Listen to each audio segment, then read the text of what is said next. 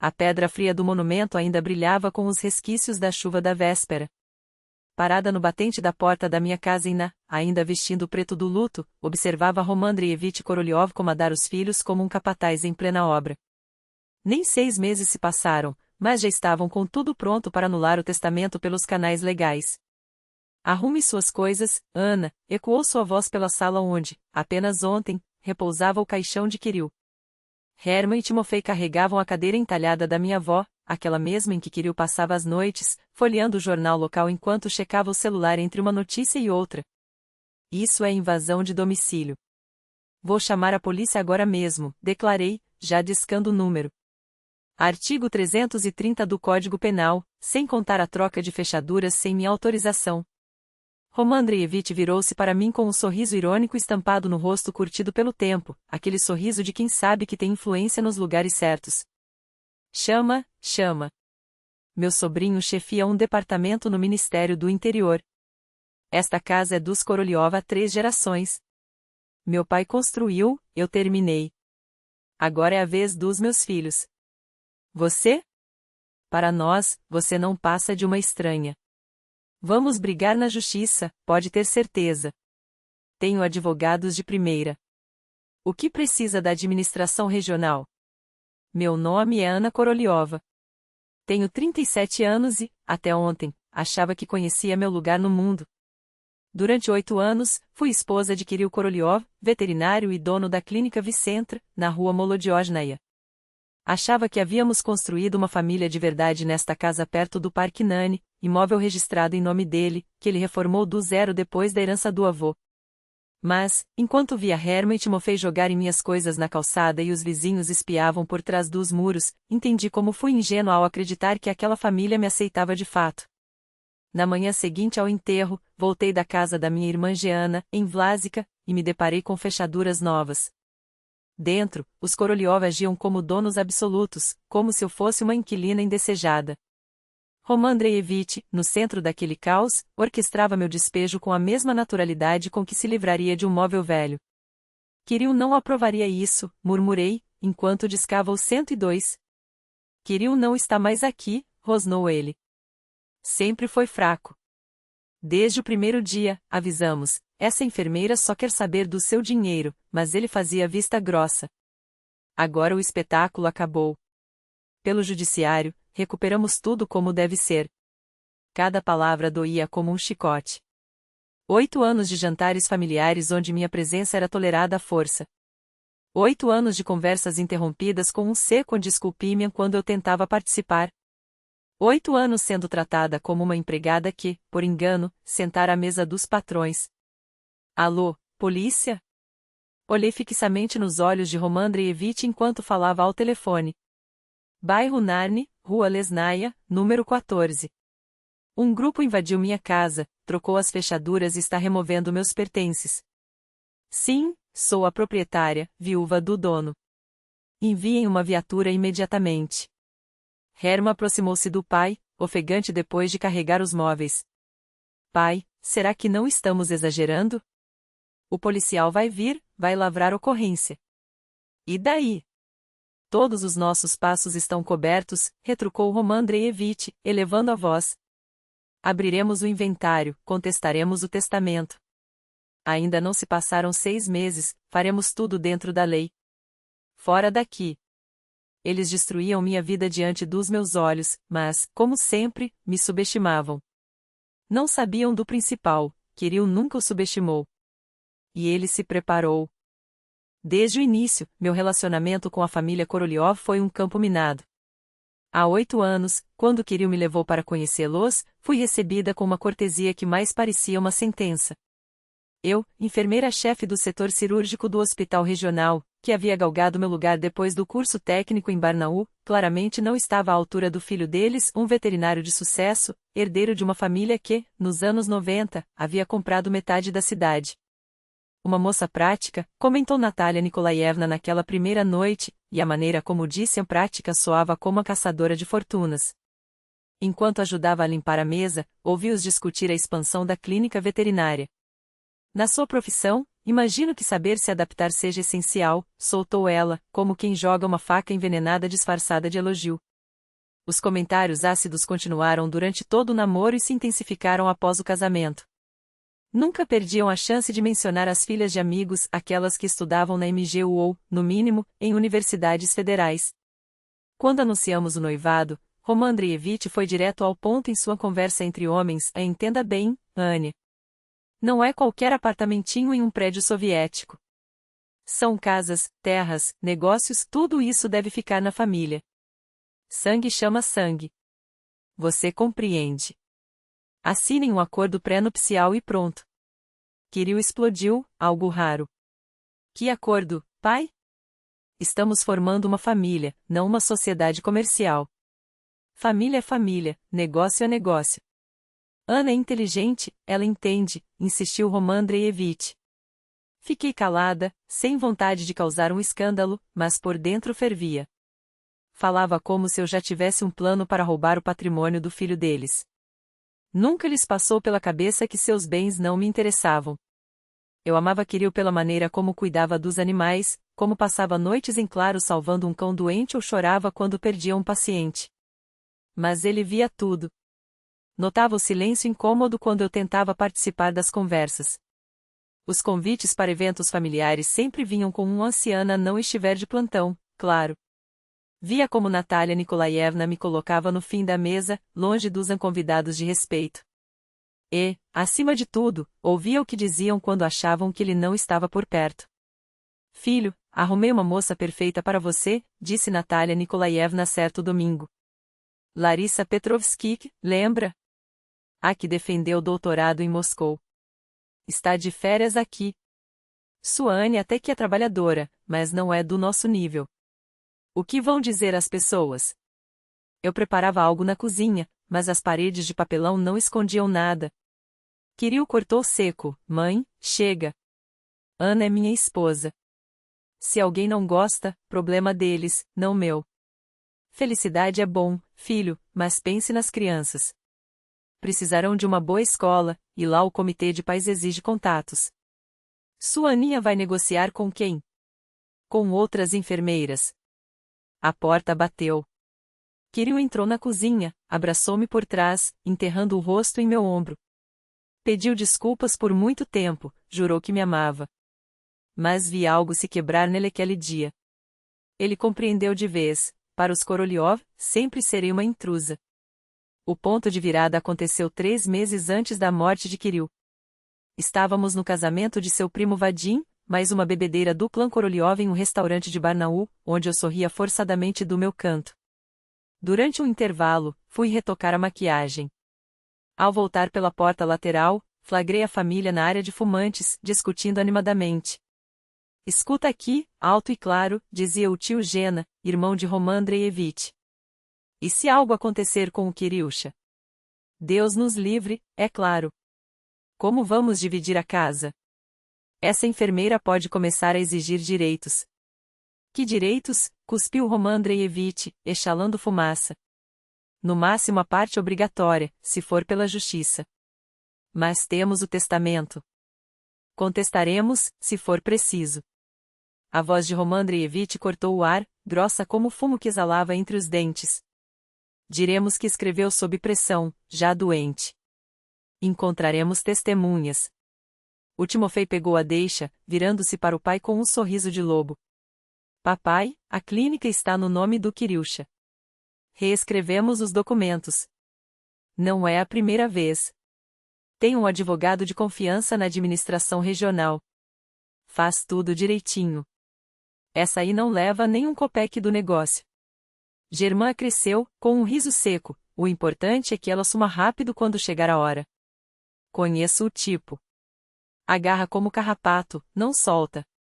Se agarra, expulsa pelo judiciário. Ou entende sozinha que é melhor sair de mansinho. Natalia Nikolaevna cortou, os olhos frios como aço. Em Barnaul, fofocas voam. Quem vai querer fama de viúva que rouba a herança do marido morto? Vadim riu alto, batendo a palma na mesa. Ou arruma um amante enquanto Kiryusha ainda respira. Aí vira caso de polícia e escândalo na imprensa. Aquele riso me revirou o estômago. Eles falavam da morte de Kirill como se fosse um trâmite burocrático, um detalhe a ser resolvido entre um café e um cigarro. Planejava a partilha dos bens como se ele já estivesse na morgue, o corpo ainda quente sob o lençol de plástico. Eu voltei ao salão por outro corredor, sentando-me no meu lugar com as mãos geladas. Kirill, alheio a tudo, contava ao tio Gena sobre a operação milagrosa em Feeling, o falcão do Centro de Reabilitação de Animais Selvagens. Imagine, Gena, a asa estava dilacerada até quase o osso, mas conseguimos salvar. Agora ele voa. Seus olhos brilhavam, as mãos desenhavam no ar os pontos da sutura, como se tecesse não apenas fios, mas esperança. Os parentes assentiam com sorrisos falsos, mastigando canapés como se mastigassem também a paciência. Naquele momento, entendi, eles não o subestimavam. Eles nem sequer o conheciam. Para eles, Kirill era apenas um nome em um testamento, um cheque em branco a ser preenchido quando a tinta da vida secasse. Não via um homem que passava noites em claro salvando cães atropelados nas estradas, que operava pássaros feridos sem cobrar um rublo, que escolheu amar uma mulher inconveniente em vez de se casar com a filha de um deputado, como a família tanto insistia. No carro, a caminho de casa, não aguentei mais. Kirill, eu ouvi sua família. Na área de fumantes. Falando sobre como dividir tudo depois que você, minha voz falhou. Ele freou bruscamente, o rosto uma máscara de sombra. O que, exatamente? Que você vai morrer, e como vão me expulsar da casa? Como vão contestar qualquer direito meu? Como se eu já fosse uma intrusa. Ele segurou o volante até os nós dos dedos ficarem brancos. Depois, cobriu minha mão com a sua, áspera e quente. Ania, precisamos conversar. Sério. Adiei coisas importantes, mas depois do que aconteceu hoje. Chega. Aquela noite mudou tudo. Em casa, Kirill tirou do bar um conhaque que guardava para ocasiões especiais, um presente de clientes gratos. Serviu um copo, bebeu de um gole, como se precisasse da queimação para manter a voz firme. Eu já sabia como eles te tratavam. Sempre esperei que mudassem, que vissem em você o que eu vejo. Mas hoje ouvi o suficiente. Ele virou-se para a janela, onde o jardim que plantamos juntos na primavera passava se perdia na escuridão. Eles planejam te expulsar desde o dia do nosso casamento, Ania. Para eles, você é temporária. Um incômodo a ser removido quando lhes convier. Ele se aproximou, os olhos duros como pedra. Mas eles não sabem de uma coisa. Abriu a gaveta da escrivaninha e puxou uma pasta grossa, carimbada com o selo de um cartório. Tenho um testamento. O primeiro, fiz 1 ano depois do casamento, quando reformamos a casa. Mas há 3 meses, depois de uma conversa com Vadim, decidi refazê-lo do zero. Com o Shaikin. O nome do advogado ecoou como uma sentença. Lembra dele? Ajudou os Veselov no divórcio ano passado. Um dos melhores em heranças na região. Ele espalhou os documentos sobre a mesa da cozinha. Aqui está. Metade da casa já é sua por doação, assinei os papéis há 2 anos, lembra? Aqueles documentos que pedi para você carimbar no cartório? Pois é. Agora é oficial, você é dona de 50%. O resto, a outra metade da casa, a clínica, as contas, as ações, tudo vai para você. Testamento notarial, registrado, com cláusulas de ferro. Ele me entregou um envelope. Dentro, uma carta escrita à mão, com sua letra firme. Para minha família, começava. Se estão lendo isto, é porque não estou mais aqui para proteger a Nia da crueldade de vocês. 8 anos assisti a maneira como a tratam, como empregada, como um estorvo a ser tolerado até que eu desapareça. Vocês deixaram claro que, para vocês, ela não é família. É um problema a ser resolvido. 3 páginas. Kirill listava cada humilhação, cada conversa sobre a recuperar o que é da família, cada plano para me jogar na rua. Shaikin notariou tudo. Há cópias em cofre, registradas no sistema eletrônico.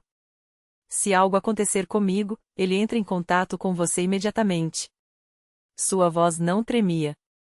E tem mais. Quem tentar contestar o testamento vai arcar com todas as custas judiciais. Os meus pais, por lei, têm direito à parte obrigatória, não dá para tirar isso deles. Mas é irrisório comparado ao resto. Levantei os olhos, atordoada. Kirill, por que não me contou antes? Ele sorriu, um sorriso triste, de quem já carregou o peso do mundo sozinho por muito tempo. Esperava não precisar. Achava que, com o tempo, eles entenderiam. Mas quando sua própria mãe discute como livrar a família de você enquanto o filho ainda está vivo, ele engoliu em seco. Aí você percebe que algumas pessoas só entendem na força. Segurou minhas mãos, os dedos entrelaçados aos meus. Agora, vivemos. Amamos. Construímos. Mas se um dia eu não estiver aqui, você está protegida. Eles não vão conseguir te intimidar. Não vão tirar o que construímos juntos. E então, 6 semanas depois, o diagnóstico caiu como uma lápide: câncer de pâncreas, estágio 4. Começou com dores abdominais, achamos que era gastrite, pelos plantões noturnos. Quando chegamos ao oncologista, os metastáticos já haviam se espalhado como veneno pela cavidade abdominal. Quanto tempo? Perguntei, a voz um fio de voz. 6 meses, no máximo. Com quimioterapia, se responder bem. Adra Smirnova, do dispensário oncológico regional, falou baixo, como se o volume pudesse amortecer o golpe. Kirill ouviu a sentença em silêncio. Na mesma noite, ligou para Shaikin. Egor, é Koroliou. Precisamos acelerar o testamento. Urgente. E venha diretamente ao hospital, tem que autenticar para doente grave. Nas 2 semanas seguintes, enquanto Kirill iniciava a primeira rodada de quimioterapia, Shaikin apareceu 3 vezes em seu leito. A lei obriga o notário a se deslocar para pacientes terminais. Revisamos cada vírgula, cada cláusula. Na última visita, Shaikin ajustou os óculos e sugeriu: dada disposição da sua família, recomendo incluir um aviso explícito. Qualquer tentativa de contestar o testamento resultará em custas judiciais para os demandantes. Não dá para retirar a parte obrigatória dos seus pais, mas... Kirill assentiu. Faça. E adicione isto, ditou, enquanto Shaikin anotava, a caneta riscando o papel como uma faca. A quem tentar desrespeitar minha última vontade, lembro, a lei não tem piedade de ganância. E eu, menos ainda. O advogado ajustou os óculos com um gesto lento, como se cada segundo de hesitação fosse uma concessão àqueles que já haviam perdido o direito à paciência. Os não capacitados têm direito à parte obrigatória por lei, esclareceu, mas isso representa apenas 1/8 do que receberiam sem testamento. Kirill assentiu, os lábios apertados em uma linha fina. Deixe tudo registrado com a máxima clareza. E não se esqueça das custas processuais. Ana precisava estar blindada contra eles. Quanto pior ficava o estado de Kirill, mais descarada se tornava sua família. Visitavam-no com frequência, mas suas palavras eram só cálculos: quem ficaria com a casa, como dividiriam os clientes da clínica, qual mobília era de família. A dor era um detalhe incômodo. A morfina, distribuída por cotas rígidas, forçava alternativas, o queimava nas veias como um castigo por ainda respirar. Certo dia, enquanto Kirill dormia sob o efeito do analgésico, Natalia Nikolaevna aproximou-se com um sorriso de faca: Aneca, querida, já pensou onde vai morar? 6 meses de inventário eram uma eternidade. Talvez volte para sua família? Vou ficar na minha casa, respondeu Ana, a voz firme como aço temperado. Natalia Nikolaevna suspirou, como se a teimosia da nora fosse um capricho infantil. Enquanto os trâmites não se resolvem. Depois, você mesma vai querer algo menor. Essa casa é grande demais para uma pessoa só. E os impostos? Roman Andreevich complementou, ajustando o relógio de ouro: os vizinhos já perguntam no grupo da rua. Ficaria estranho um estranho aqui. Olhavam para ela como se fosse uma empregada com salário por hora, uma peça descartável no tabuleiro deles. Ana guardou silêncio. Kirill havia sido claro: não mostre as cartas antes da hora. Mas a audácia deles era um veneno que corrói a paciência. O pior aconteceu 2 dias antes de ele morrer. Germa e Timofei vieram a visitar o irmão, mas seus sussurros no corredor eram facas. Começamos a retirar as coisas valiosas assim que, claro, antes que ela tente se apossar de algo, concordou o pai. E os cadeados trocamos hoje mesmo. Depois, a clínica, Petrov, do setor industrial, quer comprar o espaço ou pelo menos alugar. A clientela, ele leva. Vamos ver. Ana congelou junto à porta do quarto, ouvindo-os dilacerar sua vida em frases secas, enquanto Kirill, a 3 metros dali, lutava contra a morte sob uma bolsa de soro. À noite, contou tudo a ele. Mesmo fraco, seus olhos ardiam em fúria. Já estão dividindo? Temo que sim. Kirill fechou os olhos, depois os abriu com uma determinação que cortava como vidro. Ana, prometa, quando eles vierem, e virão logo, não se deixe quebrar. Você tem direito a tudo que construímos. Shaikin sabe o que fazer. 6 meses de inventário. Use-os com inteligência. E, com a voz rouca pela doença, não sinta culpa ao lutar contra eles. Escolheram como tratar você. Agora colham o que plantaram. Prometo, sussurrou Ana, apertando sua mão como se pudesse transferir-lhe sua própria força. Kirill morreu numa terça-feira de outubro, com raios dourados furando as cortinas do quarto onde haviam amado, sonhado, envelhecido juntos. Seu último suspiro foi um adeus que Ana guardou como um juramento. 2 dias depois, o funeral na igreja de Alexandre Nevsky, o mesmo altar onde, 8 anos antes, trocaram alianças. Os Korolev assumiram tudo, empurrando-a para o segundo plano como um acessório incômodo. Ana, querida, você ficará no segundo banco, anunciou Natalia Nikolaevna na manhã da cerimônia. O primeiro é para a família. Ana sentiu, sem lembrá-los de que, por lei, ela era família. Sua presença ali já era uma concessão à hipocrisia deles. No cemitério, Roman Andreevich a interceptou junto ao túmulo fresco. Depois dos 9 dias, discutimos os detalhes práticos. A casa precisa ser preparada. German e a família se mudam em maio. Para onde? Para sua casa, respondeu, como se fosse óbvio. Ele sempre quis voltar a Barnaul. É o lugar da família. 6 meses de inventário, até a primavera, tudo estará resolvido. Ana o encarou, atordoada pela disfarçatez. É a minha casa. Era do Kirill, corrigiu ele, secamente. Você foi sua esposa. Agradecemos pelo cuidado. Mas agora, por lei, o patrimônio volta aos herdeiros. Eu também sou herdeira de primeira linha. Seu rosto escureceu. Vamos ver o que dizem os documentos. Não havia acordo pré-nupcial, certo? Não. Então veremos. Naquela noite, Ana dormiu na casa da irmã, Jeanette, em Vlasirra. Precisava de ar, de distância da sanha dos Korolev. Como assim te expulsam da sua própria casa? Jeanette explodiu ao ouvir os planos deles. Vocês foram casados 8 anos. Por lei, você herda. Eles apostam que não vou lutar. Ou que vou me intimidar. O Borzeli, xingou Jeanette. Vá ao cartório amanhã mesmo. Ana sorriu, triste. Kirill já cuidou de tudo. O inventário foi aberto ontem. Seu próprio notário deu entrada. No terceiro dia após o enterro, voltou à casa que ainda cheirava a Kirill. Que silêncio, tempo para guardar suas coisas.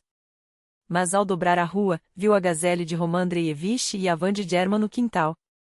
Permanecia no carro, observando pela janela enquanto eles esvaziavam a casa como abutres. Nem 9 dias esperaram. Nem o luto. Apenas levavam o que julgavam seu por direito de sangue. Tirou o celular. Egor Sergeyevich, é Ana Korolev. Eles estão retirando coisas da casa. Onde você está? Na rua. Faz só 3 dias. Eles não sabem que você chegou? Não. E não esperaram nem os 9 dias. Perfeito, disse Shaikin, a voz cortante. Não entre sozinha. Estarei aí em 20 minutos com os documentos. E já chamei a polícia. Isso é puro arbítrio. Lembra o que Kirill dizia? Que cavem a própria cova. Exatamente. Os vizinhos estão vendo? Ana olhou ao redor. Cortinas se mexiam, rostos curiosos espiavam. Todos estão olhando. Ótimo. Testemunhas serão úteis. Enquanto esperava, viu Roman Andreevich coordenar os filhos como um general em campanha. Na gazelle, empilhavam a cadeira entalhada de sua avó, herança da linha materna. Foi então que algo dentro dela se rompeu. Saiu do carro, caminhou até a porta e ficou parada no batente, observando a pilhagem. Roman Andreevich, ao vê-la, nem piscou. Voltou cedo. Achávamos que ficaria com sua irmã até os 40 dias, enquanto resolvíamos tudo. Resolviam o quê? A mudança. Estamos preparando a casa para German. Roubo, você quer dizer? Não seja ridícula. Suas coisas pessoais estão separadas. Depois do inventário, pegue o que lhe cabe por lei. Ana o encarou, maravilhada com tanta certeza. O inventário já foi aberto. Há 3 dias. O quê? Quem abriu? O notário adquiriu. Pelo testamento. Seu rosto se contraiu. Que testamento? Antes que pudesse responder, a Canri prata de Chaikin parou na frente da casa, seguida por uma viatura da polícia. Roman Andreevich empalideceu ao reconhecer o notário mais temido de Barnaul. Senhor Korolev, chamou Chaikin, subindo os degraus com uma pasta grossa. Sou Egor Sergeyevich Chaikin, notário do falecido Kirill Romanovich. Vocês estão cometendo ato ilícito. Não entendo, gaguejou Roman Andreevich. Somos herdeiros. Chaikin acenou para os policiais. Registrem, por favor, o flagrante de esbulho possessório. O senhor Korolev e seus filhos estão removendo bens da propriedade sem consentimento do legítimo proprietário. Que proprietário? Explodiu Hermann, o rosto congestionado de indignação. Esta é a nossa casa de família. Metade pertence a Ana Koroliova por doação desde 2022. Chaikin nem piscou. Abriu a pasta com um gesto calculado e deslizou o dedo sobre o documento superior. A outra metade foi deixada a ela por testamento. Sua voz cortou o ar como uma lâmina. Vocês estão em uma propriedade que não é de vocês, removendo bens que não lhes pertencem. Podemos contestar o testamento. Gritou Timofei, os punhos cerrados. Podem tentar. Chaikin assentiu, frio. Pelo judiciário. Enquanto isso, ele fez um gesto para os policiais. Devolvam tudo ao lugar. Os Korolev se entreolharam, a arrogância inicial desmoronando em confusão, depois em fúria. Enquanto os oficiais redigiam o auto de flagrante, Chaikin espalhou os papéis sobre a mesa da cozinha. Um a um, os membros da família se aglomeraram, os rostos pálidos à medida que os detalhes iam sendo revelados. Testamento assinado há 6 meses, notarialmente autenticado, registrado no sistema eletrônico do notariado, enumerou Chaikin, metódico. Kirill Romanovich deixou todo o seu patrimônio à esposa. A casa. A clínica veterinária em Lol. O centro de bem-estar na rua Molodizanaia. Contas bancárias. Títulos. Tudo. Mas nós somos os pais. Guinchou Natalia Nikolaevna, as mãos trêmulas. Temos direito à parte obrigatória. Absolutamente. Chaikin não se abalou. Como pensionistas não autossuficientes, vocês têm direito à metade do que receberiam por herança legítima. Com 3 herdeiros de primeira linha, isso equivale a 1/6 do patrimônio para cada um. Fez uma pausa estratégica. Ou seja, 1/3 no total. 1/3 da casa é nosso. Roman Andreevich já calculava, os olhos brilhando. Não. O notário balançou a cabeça, implacável. Metade da casa já pertence a Ana Koroliova por direito próprio. Doação de 2022, registrada no Rossiestra. A massa hereditária inclui apenas a outra metade. Sua parte obrigatória? Sorriu, quase imperceptivelmente. 1/6 dessa metade. Ou seja, 1/12 avós da casa. Para os dois. O silêncio que se seguiu foi cortante. Hermann parecia ter levado um soco no estômago. Isso é quase nada. Além disso, Chaikin retirou uma carta do envelope, a esta declaração de Kirill Romanovich. E começou a ler em voz alta. À medida que as palavras do falecido ecoavam pela cozinha, anos de humilhação, o plano da família para expulsá-lo, a traição disfarçada de preocupação, os Korolev empalideceram. Natalia Nikolaevna levou a mão à boca. Timofei virou o rosto, como se as palavras queimassem. Vocês podem contestar o testamento, concluiu Chaikin, fechando a pasta com um estalo. Mas considerem, custos judiciais, taxas, honorários advocatícios, tudo por conta de vocês. E as perspectivas? Olhou-os, um por um. Tênues. Especialmente com este documento. Vamos recorrer. Rosnou Roman Andreevich, a voz rouca. Tenho contatos. É seu direito. Chaikin encolheu os ombros. Mas, por enquanto, devolvam o que levaram. Os oficiais vão supervisionar. Até o anoitecer, a casa estava intacta.